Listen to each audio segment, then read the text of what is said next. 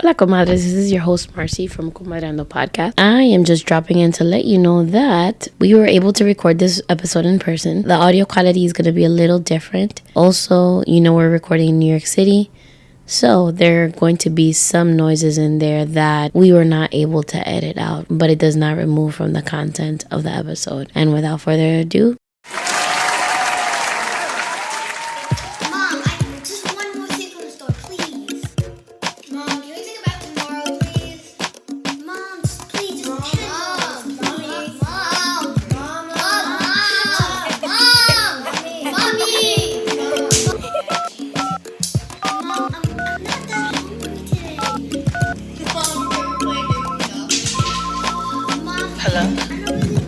hello, comadre. Hey, comadre. Do you have a minute for comadre time? Hola, comadres. Welcome to another episode of Comadreando podcast. I'm your host, Marcy, and today I have an amazing guest. Her name's Steph, and I will let her introduce herself. Who are you? Who am I? Hi, guys. I am Stephanie, CEO of One Blue Heart at a Time. I am the mother of Sebastian, an awesome boy in the autism spectrum, who is 15 years old. And thank you for having me again. This is my second time. I know the first one, guys, we had to scrap the episode, but this time it's gonna be good. So today's topic is transportation for students with special needs. And the reason why the topic came up is that basically Stephanie and I have been dealing with transportation ever since our kids got diagnosed. And this summer I had to deal with a whole new facet of the transportation issue. Because of summer school and summer rising. So, this is not the first time that there's a whole bunch of stuff going on that parents are not informed. So kind of I wanted to shine a light on and share our experiences to help other moms. Because I know when you first get your kid diagnosed and they're put into a school setting, it's very overwhelming, right? To deal with all the issues for the transportation, and that you don't know what to expect or what to do or what you can do if things are not going as planned. So we're just gonna get started with the topic. Okay. What's your child's diagnosis? You said Sebastian has autism. Yes, Sebastian's on the autism spectrum. Yes. Okay, and he's nonverbal, correct? So he's verbal. Limited. What happens with Bash is that you have to give him multiple choices when you ask him a question. Okay. In order for him to answer or carry on a conversation. Because if you just say, Sebastian, how you're doing, it's gotten a little better, but he would, because that's something that everyone's asks him, so he might just, for that particular question, he might just answer good. But if you ask him, how was your day at school, which is something that not everyone asks all the time, you have to give him multiple choices. So was it good or bad? Then he'll tell you. He usually says good. He's in a really good environment. And he usually says good, which wasn't always the case now. But and then you'd be like, did you play with your friends? And sometimes I don't have to say yes or no. Like, that's a question that I guess makes him happy. He's in a stage where I feel like he likes friends, and I feel like he's sick of me. Like, That's he does good. everything with me. So whenever we say the word friends, automatically he attaches the words yes to it. So yes, he is verbal. Okay, good. He just has something called echo speech. Echolalic speech. I can never pronounce that. But he has that, and he just repeats the same thing you tell him. And the way we're correcting that is by asking questions with multiple choices. So we got to kind of, make a routine or a pattern to know that when someone's asking you something, you have to repeat what an answer, not repeat the question. Or maybe he's just sarcastic. No. That was a joke. No, Aiden does the same thing. Like the echolalic speech, it depends if he's completely focused on the question or if he's just kind of dealing with you como pa salir de ti. He'll just repeat what you said sometimes. So yeah, echolalic speech is something that a lot Very of the kids, in the spectrum are dealing with. So we talked about this in the first episode, but it never aired. So when did you notice that Bastian was a little different?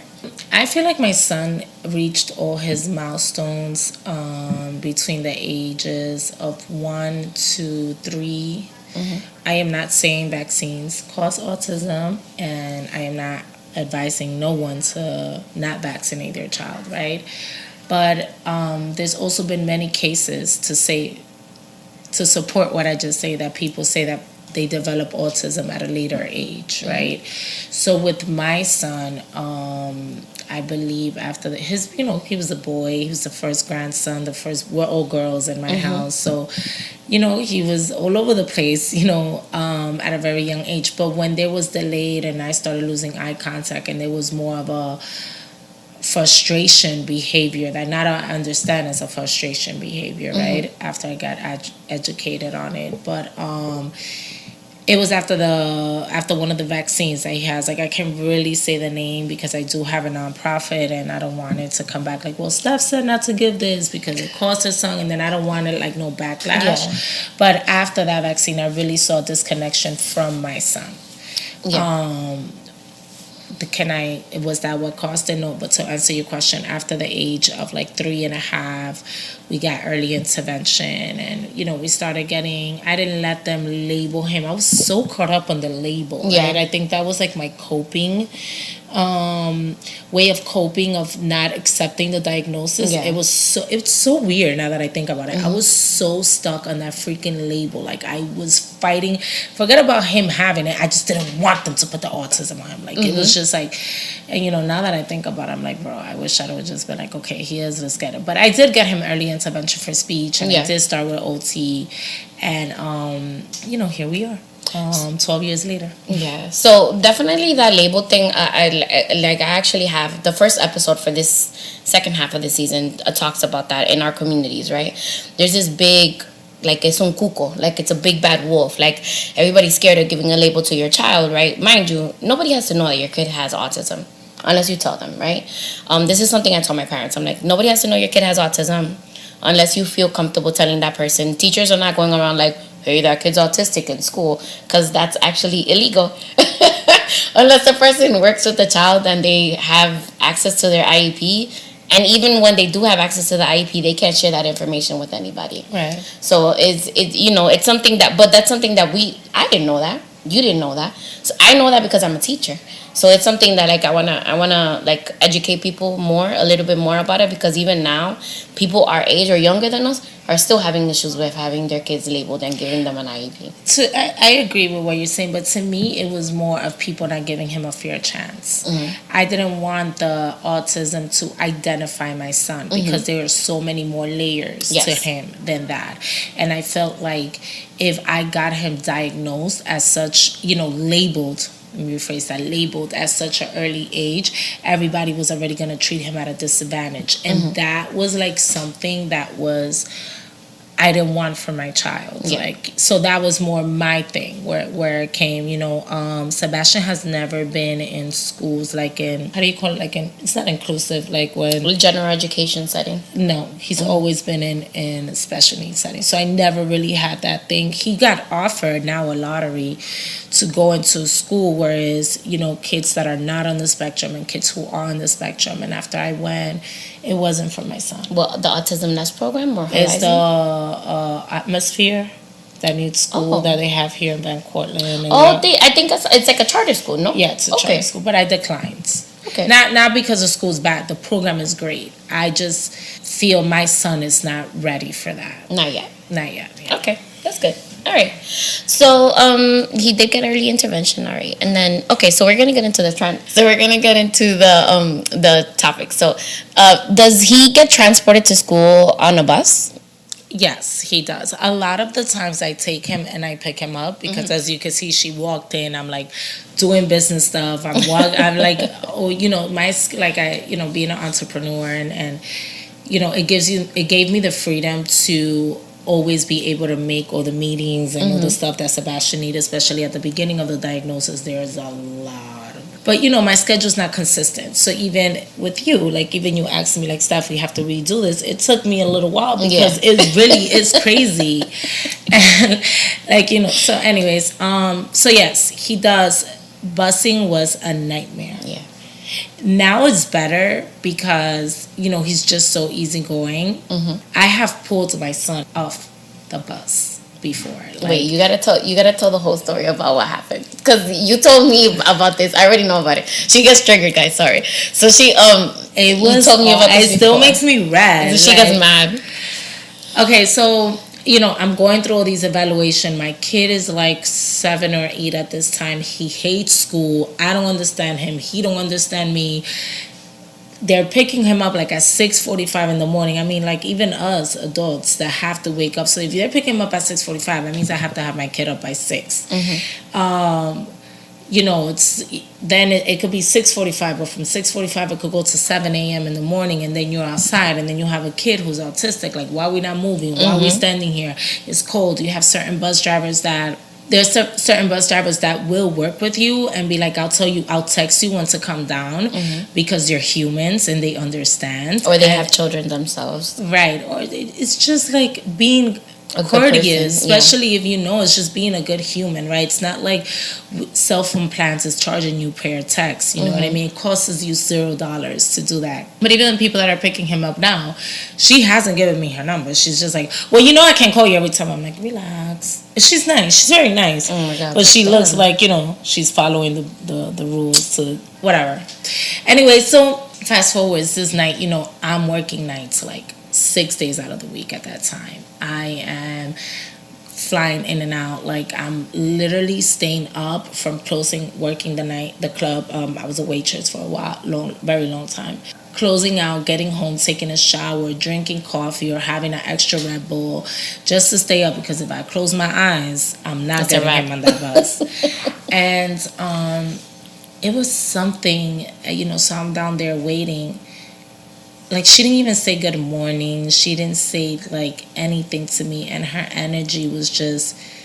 I forgot exactly what was that I asked her. And she's, like, snapped on me. And it took me, like, 5 seconds to get it. Like, when the doors closed. And, like, there's, like, a stop sign. At the end of the block. Right. And it just, like, it clicked on me. I literally ran behind the bus. Knocked on the back of the window.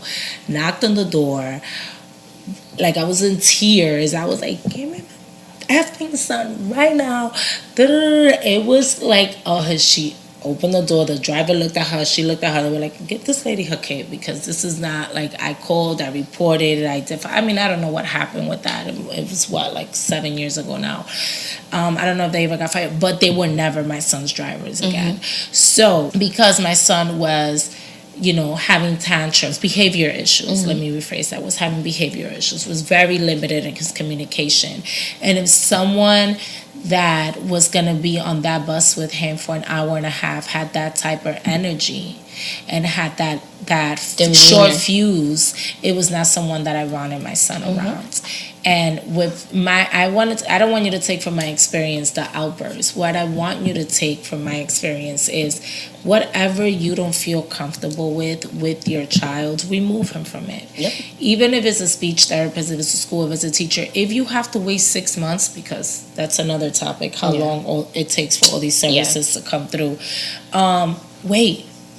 I'm sorry, wait. I am not going to risk me going to jail because somebody did something to my son. Yeah, that was my bus experience. And after that, when I tell you I showed up at District 75 that day with my son, if you could call, what's a Karen for a Dominican? Like a Maria, una Juana, something. No, you turned into a Karen. Like, it's okay. It was I called everyone. I emailed Channel Bronx News. Like, it was... So then again, everything was like smooth after that. And half of the time, he never goes in the morning because I always have to be somewhere by like 9:30. I'm always up running around early. So I let my son like skip the breakfast part in school. He'll just have breakfast with me at home, and then he'll make it in time for the first period. You know? So, and that has worked, He enjoys school. He sleeps a little bit more. It's just different. It's whatever works for you at the end of the day. But there's a lot of moms. But I could do that because I don't have to be at a desk at 9 a.m., right? I don't have a consistent schedule. So it's like the gift and the curse of it, right? A mom that has to be at work, that baby has to get on that bus at 6:45. Because remember, school don't open till 8:20. Yeah. So they have to. You know, so it's like, why is this system so broken? And it's the lack of the thing. Okay, so I want to touch on like three things that you said. So like it's the lack of communication between the busing company and the parent, right? That's one. The busing company and the school, that's another lack of communication, right? There was a time was it this year? Yeah, this year. They switched Aiden's bus route. Out of nowhere. Out of nowhere. Nobody told me. I called the bus matron because I see that they're not. She hadn't texted me. I have had good luck in the last 2 years. The bus matrons I've had, which I don't know if people are listening that don't have kids that have special needs, but there's a person that rides on the bus with the bus driver that is in charge of the children. Not in charge of them like a para, but basically they're just there to ensure that the kids have their seatbelts on, that everybody's sitting on the bus, that everybody's safe, right? So I've had good experiences in that the bus matrons that I've had have been calling me like, hey Marcia, we're gonna be there in 5 minutes, come down with the kid. Yeah, I've been having those the past few years, right? I've been very lucky with those. So you know, that's not always the case. So I call the bus matron, she picks up, she's like, oh Marcia, he's not on the bus route anymore. I'm like, and who was gonna tell me? The school didn't tell me. OPT didn't tell me. I get it that they have a new online system because now it's like through that New York City Schools account. The student account thing. Now that you remember me. So I have a thing. I have a link here that I'm going to put in the show notes, and I'll give it to you too. So basically, in New York City students' accounts, what they do is that if they switch their child's route, the information is there. But nobody told me that. Nobody informed me, and I work for the Department of Education. Right. So how are we supposed to know those? Like, how are we supposed to know? Yeah. So yeah, like that was one thing. The lack of communication, which is like really frustrating, and I can see how certain parents, like if they have just had their child diagnosed, can be frustrated. Like there has been times that I'm running down the stairs with my kid because nobody called me, running down the stairs with Aiden, and he was a baby. He was like 3 or 4 years old, with him on my back because he couldn't go down the stairs by himself. Me running, sweating, crying almost. The bus is there. They see me coming down and they drive off. Oh, that's happened. Like, how freaking inhumane can you be? Like, and then now I have to figure out how am I going to get my kid to school. Yeah, so it's the lack of communication and the fact that a lot of the people that work on the buses don't have experience with kids with special needs. Right. They have no idea how to deal with them. They're like, oh, your kid is talking all the time. Or like, for example, Aiden, you know, he does the echolalic speech, but with him it's like when he's using the iPad, he'll repeat, or like when he's on his phone, he'll repeat the speech from the thing, and he gets loud. But okay, yeah, they don't know how to deal with that. I don't think they give him a training of how to work with kids with special needs. I don't know if that has been in your experience. That, to me, more than before that, I think the biggest thing is the way they do these routes. So if your kid at his zone school or the zone route should be for that bus route should not be picking up a kid that's in the Bronx. So far, if your kid's school is 20 minutes. So for example, Sebastian's school was literally 20 minutes or 15 minutes without traffic from where we used to live. Mm-hmm. And the school opens at 8:20, and I'm telling you, they used to pick him up at 6:45 in the morning. Why? Mm-hmm. So you were going to go all the way across with my kid. And then come back with him. That was my biggest thing. Like, and still, like, the whole school year, I dropped him off in the morning because it was the same thing. Mm-hmm. The bus was picking him up at 6:30. And mind you, Sebastian's school, we travel all the time. We on 4 or 5 hour, flights. Mm-hmm. We get to the airport. Like, we've worked with all those things. But I'm not exposing my kid to waking up at 6 in the morning to drive for an hour and a half on a bus when his school's right there. So now with the staff, I think it should be, with the lady in the bus, it should depend on where the child is on the spectrum. So if the child on the spectrum is, more severe than others, I think there should be some type of training to deal with any type of emergencies. And because IEPs are so mandatory, it's all there. This is why I don't understand why the system is broken. So if your child has like time travel limitations, if your child needs help going up the little steps in the bus, if your child, gets half flashes, it has to have a bus with working AC. If they need, if they have problems with touching and they have to sit by themselves, like all of these things are on the bus. Yep. On the IEP.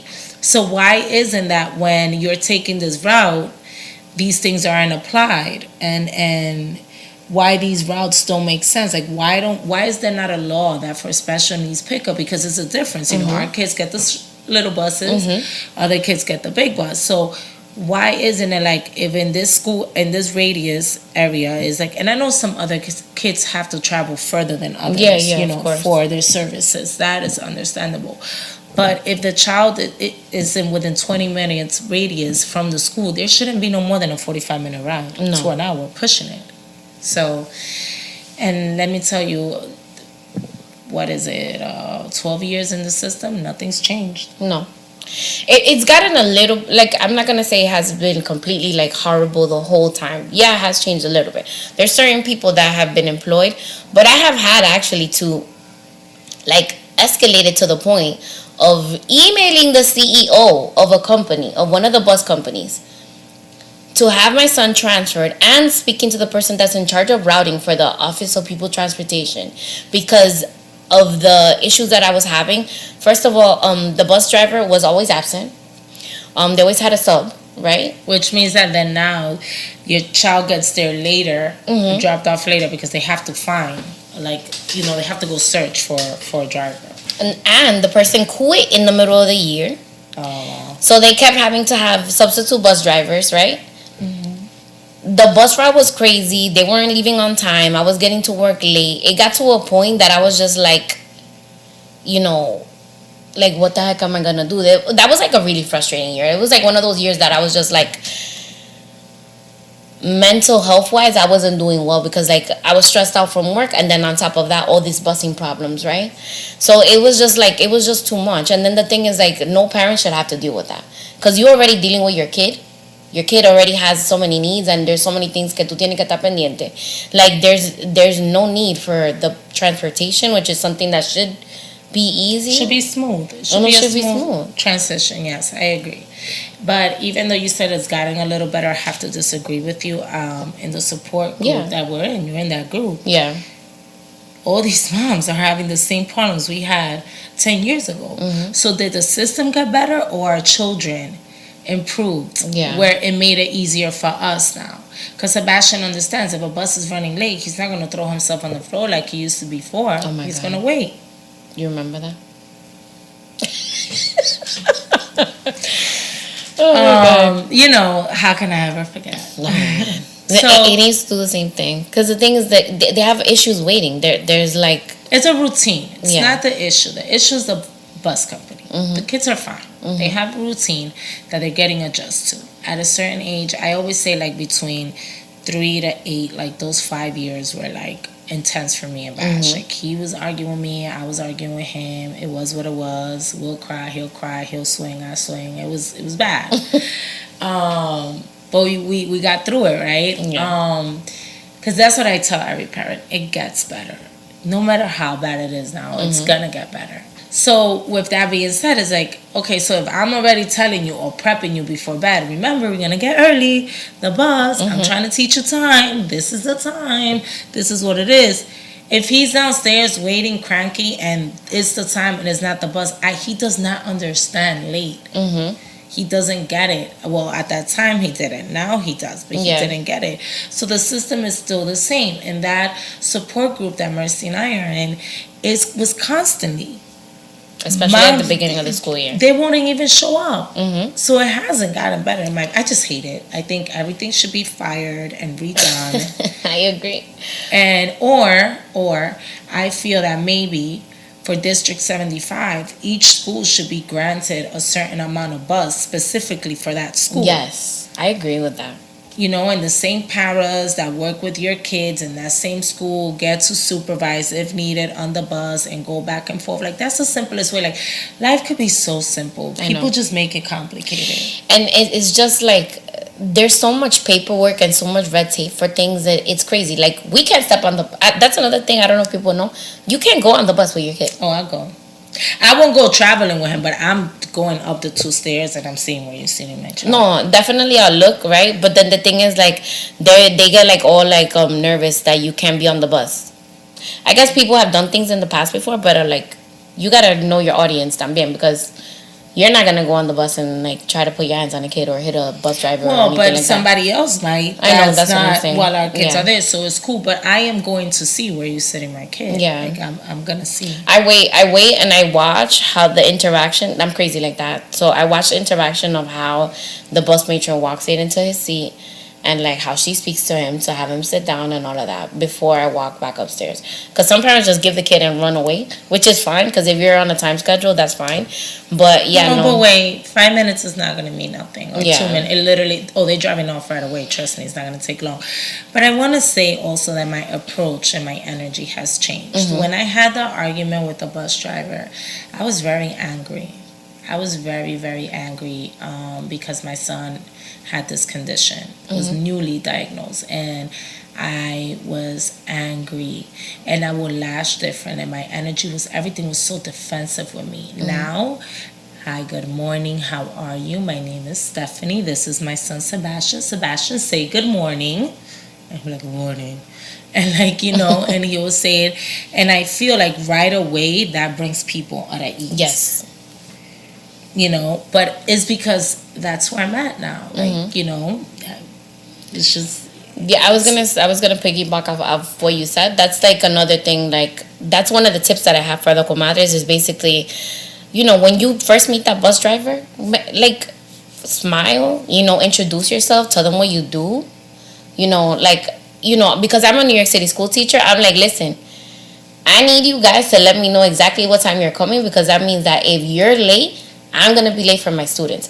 So we need to be on the same page that if the bus is running late, call me at 5:30. I don't care. Like, I'll pick up the phone. But just let me know so that I can have a contingency plan, and I can plan in my head what I'm going to do.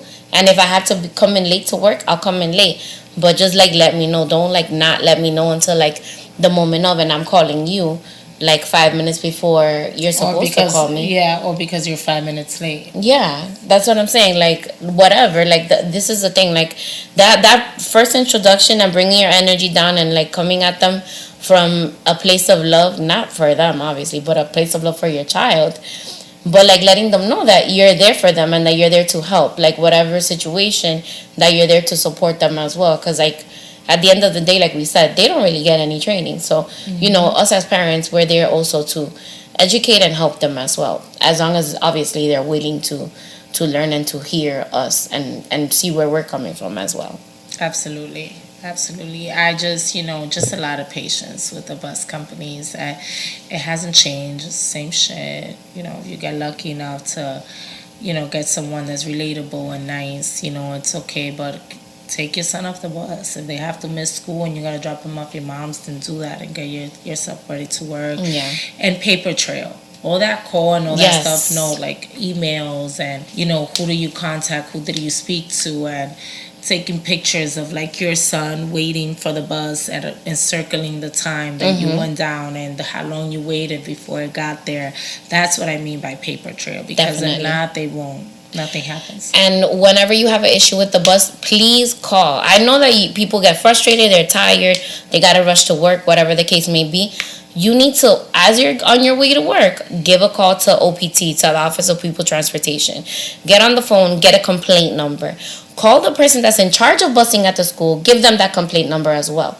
Because the thing is like, it shouldn't just stay with you. You should have this written down. I was able to have them switch the bus route because of because of that bus driver and the bus matron were wild that year. So I had like a full notes, like one of those notes on the iPhone, time, date, all the complaint numbers. And then when I wrote that email that I escalated to the CEO of the company, I was able to come with data and information and to the router as well, and I CC'd everybody, so everybody knew that where we were at, and the principal también. Of course. Because the thing is that, and they got changed. Yeah, and they got changed, and the thing is, I feel like now an OPT, they have me as like the crazy mom, and I don't care.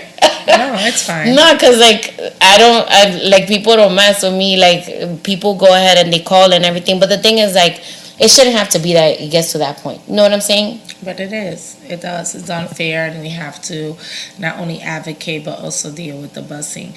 And what hurts me the most, like in for Spanish families who are not very fluent in English, that's my it's problem. very hard for them. It's very, very hard for them. So if you know a mom who you could help that's going through any of that, because I've done it before, I call for her, I tell her what to write, I tell her what to do, definitely help. Definitely help. Or at least take her in the right direction for someone that could assist her. Yeah. Or him. Because that's the whole thing. Like, the purpose of the podcast is not just to like talk shit about the of the transportation situation, but is the issue. The purpose is to create community. To say.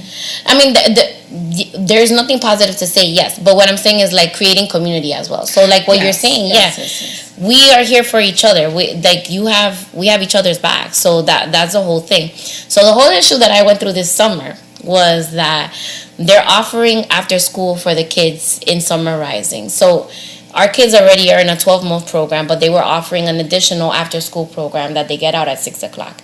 But it's not like academic. It's more like they're doing fun activities. I love that. Right? So then I was able to get him into a school close by, which is on 167th Street, around there. Mm-hmm. So that's school, whatever. They have a bus that picks him up from the school, his daytime school, drops him off in the afternoon, and then we had to figure out transportation for the evening, right? By law, they're supposed to give us transportation. So I thought that they were going to have the small buses come and pick up the kids and drop them off at the house. No. What they ended up doing now, they have this shared ride thing. So any of the parents that are having kids in the after school program, so basically you have ride share, that's what it's called. So you have a ride share program, so you're getting a voucher from Uber, or you're using another company that's going to pick you up in a taxi from your home and drop you off at the after school location, and then you have another taxi that's going to pick you up from the school location and drop you off home. But your son has to be with someone. Yeah, they cannot go by themselves. Okay. So it's either you or a caretaker that you have or a babysitter. And that's amazing. Right? That's great. But the thing is, nobody gave you information about it. And then the orientation they had was like last minute. They sent the email at 12 p.m. I'm teaching. I didn't get to see the thing. So I had no idea how it was supposed to thing. I thought it was already set up by them, which is usually what happens. But no, that wasn't the case. I had to call up until Monday. When did he start last week? He started on Monday. Okay. So up until Monday afternoon, 4 o'clock, was that the principal from the site where he's at has to call and get the voucher activated and something, whatever. Anyway, by Tuesday it was fine. But the whole thing is like, if you have a Summer Rising program, make sure that the principal from the site is taking care of that transportation for you. By law, you are not supposed to have to pay for transportation for your child. And if you do, there is a reimbursement as well, which is online, and I can drop that link in the show notes as well. That's amazing. You right? can share that link. I need that link too. Yeah. And then another thing that I see, have you ever seen these little buses that look like SUVs? Yes. I've always wondered, like, how do the kids get on those buses? I don't know if it's because they have to be like wheelchair accessible. But no, pero que it's not even wheelchair accessible. Es como una jipeta. That's a school bus. Pero yo la he visto par de veces. Yeah, I know. And then that's another thing. Like, if you don't know, it's like you're blind. Nobody's gonna give you the information. You have to like literally claw your way. That's another thing. I encourage the comadres, research, ask people, ask questions. You're not gonna look stupid. No question is stupid. Like, you need to ask somebody. If you don't know, you don't know. That's it. And word of mouth is like the biggest reference for me. Like nothing, it's no better reference than from another awesome mom or awesome dad. Yeah. So that's that with transportation. Definitely. So the tips that we're gonna summarize right now, we're make sure you make friends with the bus matron and the bus driver. Set up your New York City student account. Is that what you call it? Yeah. Also, get the information of the person that's in charge of busing in your child's school. and whoever the person that is in charge of that bus company, get their email as well. I know they're not going to give it to you off the bat, but if you make friends with people on the phone, somebody's going to give you that person's email. It's always good to have it in your back pocket. You never know when you're going to need it. If you need information regarding busing, make sure you visit schools.nyc.gov, school life/transportation. So the kids that don't have to have busing, and obviously, you know, in New York City schools, you get Metro cards, and then the kids that are in general ed also get stop to school transportation. But that all has to do with the child, how far the child is from the school. But for children in District 75 and that have special needs, special transportation is mandated. It's part of the IEP. Make sure that if you need busing, it needs to be on the IEP. It can't just be that the school's going to give you a bus, and then if you switch to school, then that arrangement is not going to transfer. Right. You have to make sure that's added to your IEP. Yes. Okay. And if you move, another thing. Okay. If you're switching the drop-off or pickup location, it takes 2 weeks to change. So... or a month, depending on how backlogged they are. So make sure that as soon as you know if you're going to move, change that route so that you don't have that lag in time, or that you have to continue to drop the child off in the old location so that they can get to school. That's another thing that I didn't know. Oh, and then if you're going to have somebody else pick them up that's not you, that is not on the thing, you have to get an authorization and have them sign, and it has to be notarized as well, which is another pain in the butt. Like, who needs a notary? Whatever. When we have FaceTime. I know. Children that are not able to sit in the school bus in the chair, they are entitled to a car seat. Aiden had to have a car seat for a very long time. I didn't know that. I didn't know that they were entitled, that Aiden needed a car seat. Yeah, he needed one because he would get up, like when he was like 3. Not because, he was 3, he was like, get up, he would take off the seatbelt, run around the bus. So that was like a safety issue. So we had to add that to the IEP and have him with a car seat. And he needed a bus paddle for a very long time when he was little too. It was a whole thing. Did Bash have a bus paddle? No. It was a whole thing because Aiden he's not an aggressive kid, but he has his moments. So, I don't know what was going on. And that's another thing that they don't think about, the mix of the kids. Because, like, just like you think of the mix of the kids in the classroom, you should be thinking about the mix of the kids on the bus. So, Aiden gets triggered by noise. So, he gets triggered by noise. And there was a kid that was always screaming on the bus. So, I feel like that was triggering him to get up and then, walk around. Or, like, try to help comfort the kid, which is, like, squeezing them and helping them to calm down, but it looks like aggressive behavior. So that's interesting that you say that, because I think it was last year, there was Sebastian's a tall boy. There was another student on the bus who was like 3 times Sebastian's size, and he was very, very, I don't know the kid's age, and he was very, very aggressive. Like to the wind, like everything would be quiet, and automatically he would just make a really loud noise or just punch something. Oh my God. And my son became terrified of him. It was like, so because of past triggers, Sebastian would started walking to the bus like this, and would look like that, and he'd be like, no, when he would see him. So I was like, what happened?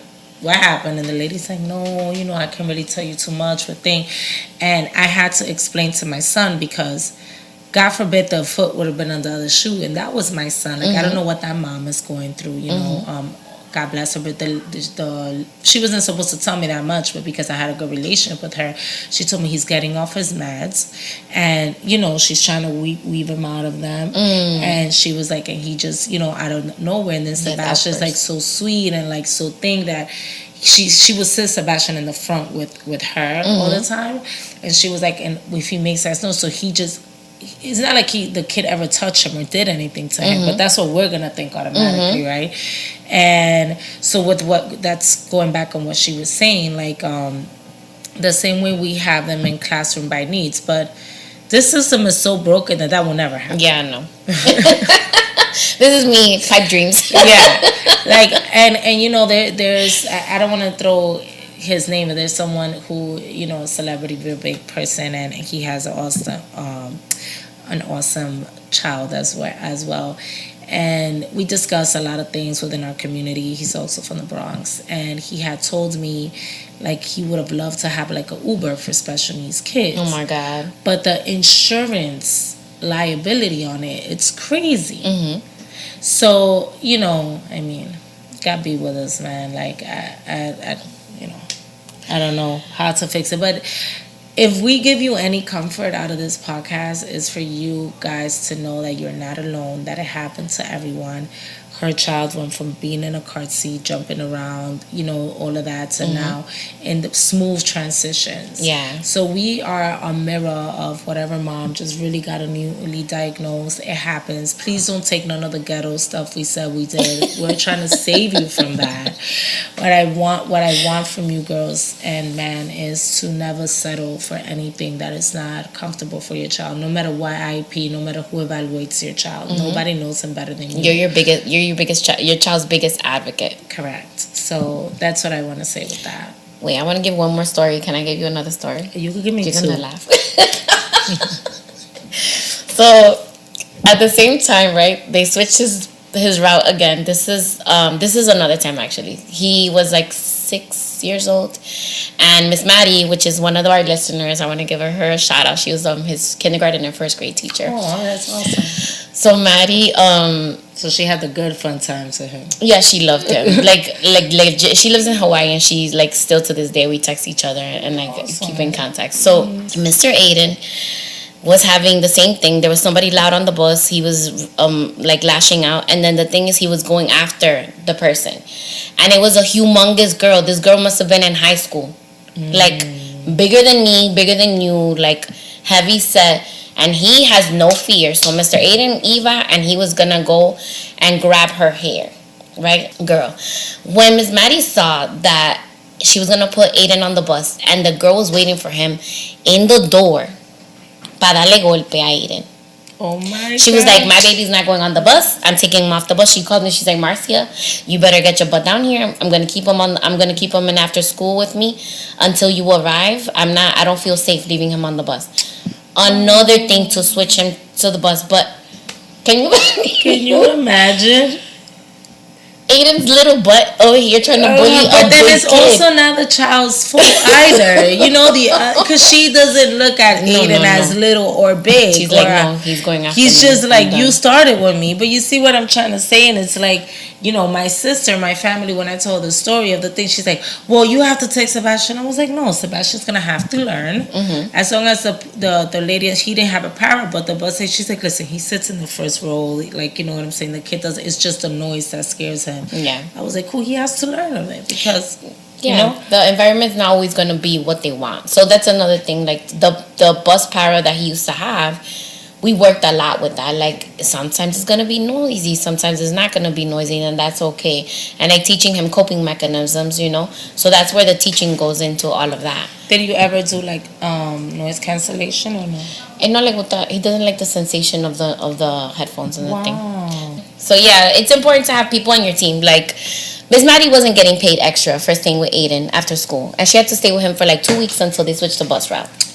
Every day. So that was another added thing to the plate. I was teaching on like 17th and 6th, so I would have to leave work immediately, go to his school in East Harlem, pick him up, then take the public transportation with him home.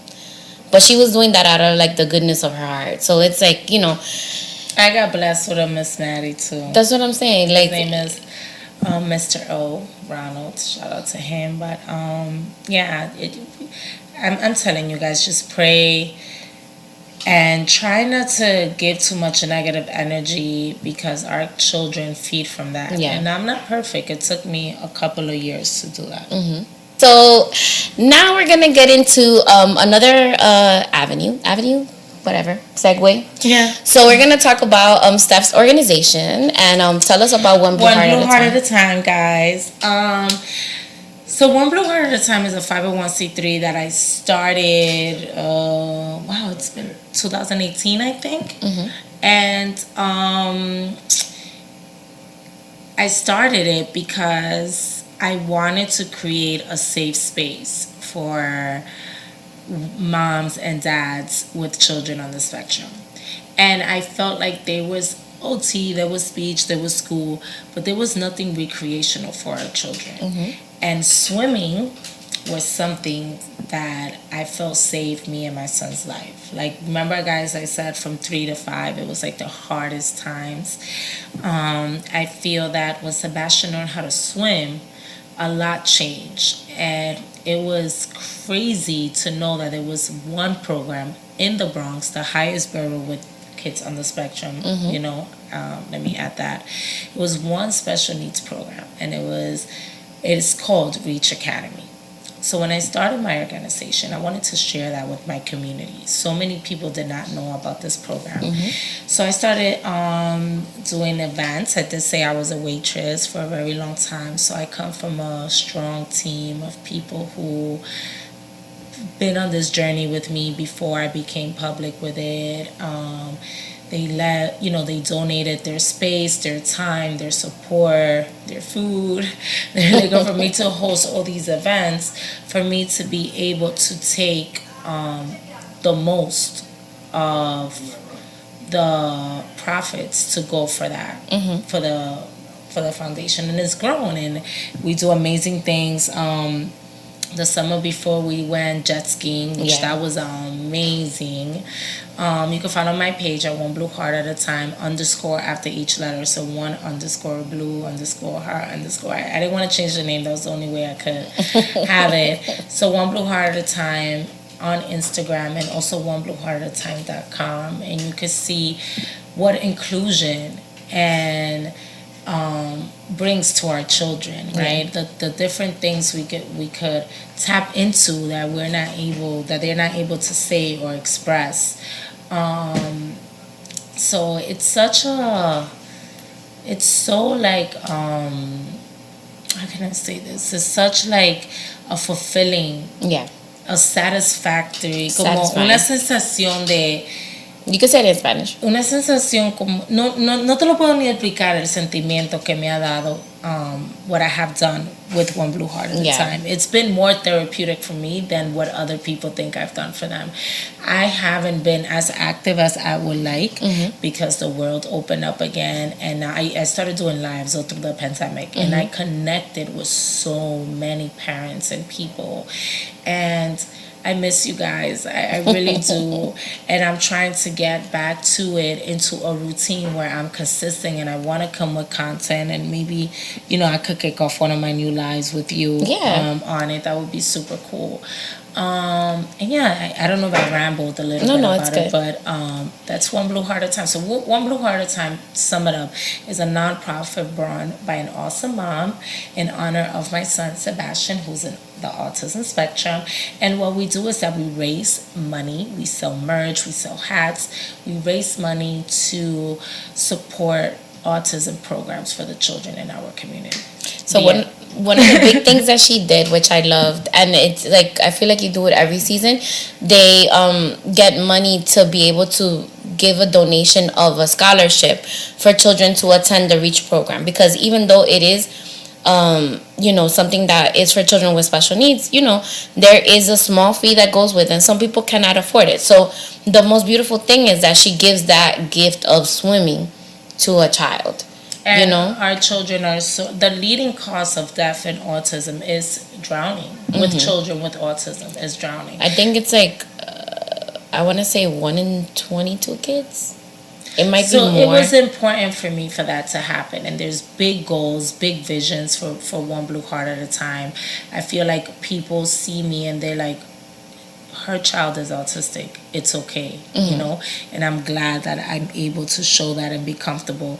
I waited as long as I did to become a publicly advocate, because I didn't want to people to know my weakness. I didn't want to give people that power, because what you put out there on social media, it's gonna do good, but it also could come back bad. People are mean. That's what it is.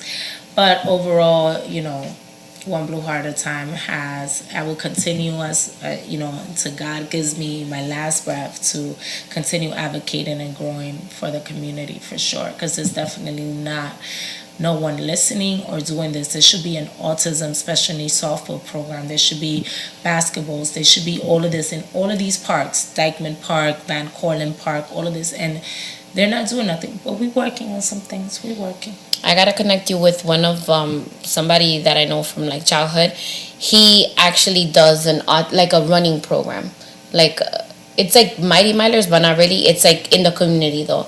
So I'm gonna connect you. That's what I don't know. I'm gonna get you the information and connect with you guys so that maybe one Blue Heart at a time can do something like that with them. Because the thing is, he has like sponsorships with Nike and stuff like that. So if we can get it together, that would be amazing. I definitely wanted. They stopped the softball program that Sebastian was in 2019. They didn't open it again. Oh wow! So I definitely want to redo that. Yeah, because I feel like for our kids, like, softball is great, and I feel like it's a good way for kids to feel included, and as a team, you're not gonna look at a person with special needs and be like, oh my God, no, he can't be part of our team. When it's a team, it's a team. So it's easy to bring somebody in, even if they are different than you, Of course. And it helps for the kids to feel. I don't want to use the N word. Like they're typically developing peers. Mm-hmm. So with that, comadres, I like that. I like that a lot. I'm using that because I don't like that word either. I don't like that. So to sum it up, thank you so much. You came all the way over here too, guys. She had to come all the way to where I have my hair extension with my partner Roxanne. There we go. So we're here in the salon. Toby Salon, and she has a hair extension line as well, like this beautiful hair. And I haven't even combed it. Thank you. Yes, I have a partner. Her name is Roxanne. Hair by Roxanne on Instagram. Mm-hmm. She does weddings. She's amazing. So we partner up on the hair extension line, and this is also a woman-owned salon. She's been having this salon in Washington Heights for over 15, 17 years. So shout out to Roxanne. She is amazing. And then her and I partner up to add an extension to the business with having hair extensions for the ladies in our community.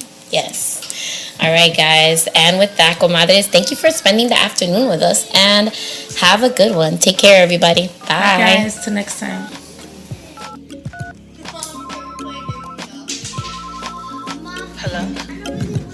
Hello, comadre. Hey, comadre. Do you have a minute for comadre time?